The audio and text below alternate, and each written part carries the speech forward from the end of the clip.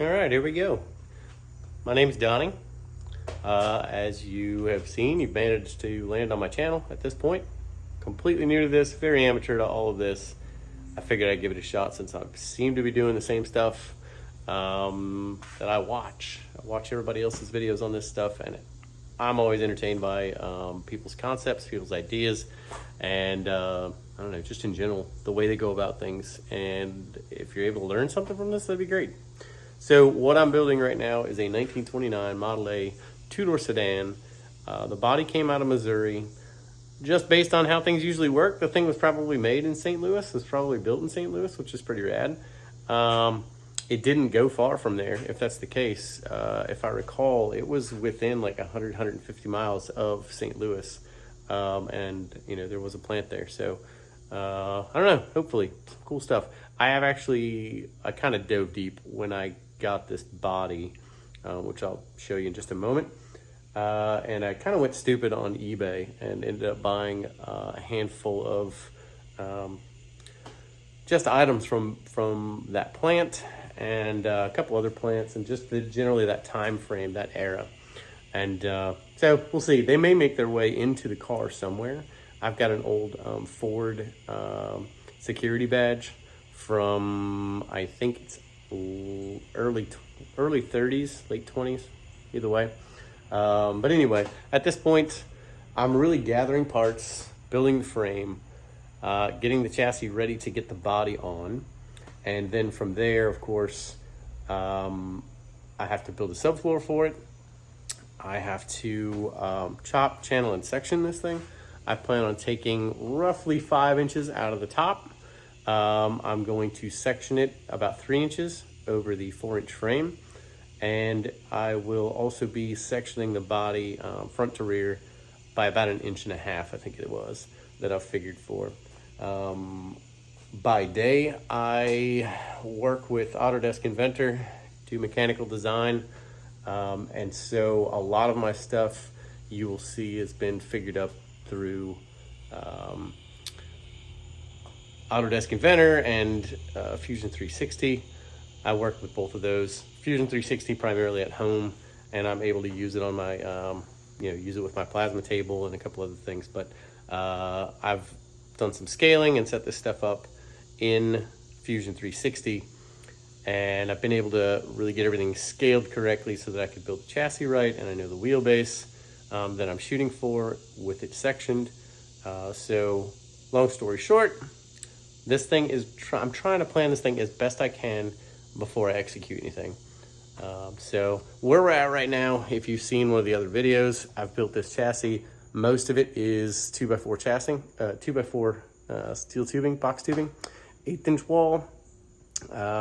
These frame horns were cut on my plasma table over in the corner. And as you can see here, there's a seam.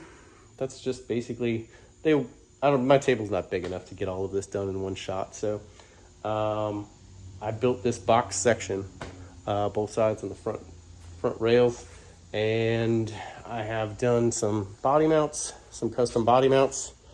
The whole body will be isolated.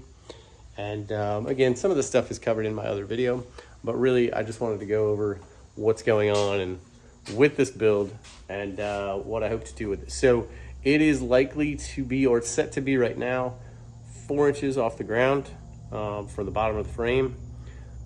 Static suspension. It's going to be a coilover setup in the rear and a buggy spring up front. And I am running a small block Chevy. It actually came out of my old pickup, my 64 C10. It's actually right here. There's a bunch of bent valves. I'll show you that right quick.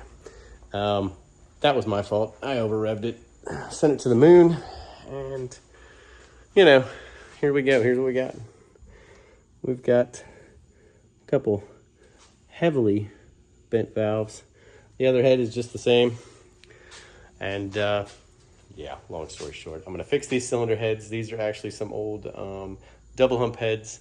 They were on a vintage drag car. They're heavily ported and have roller rockers and all that, you know, old school muscle car or old school race parts basically. I also have across the shop. It's really messy over there. I'm not going to show that at the moment, but it is tri-power. That is also very likely to make its way onto this car and this build. Not quite sure what I'm going to do with exhaust. I'd like to make this car so it's drivable just about anywhere. Honestly, it may very well end up with air conditioning in it if I can hide it enough. I'm trying to keep the front end of this thing clean, and I'd like it to look just classic. I don't want you to look at this car and you know, in 10 years and understand and kind of guesstimate that the car was done in, you know, 2022 kind of deal.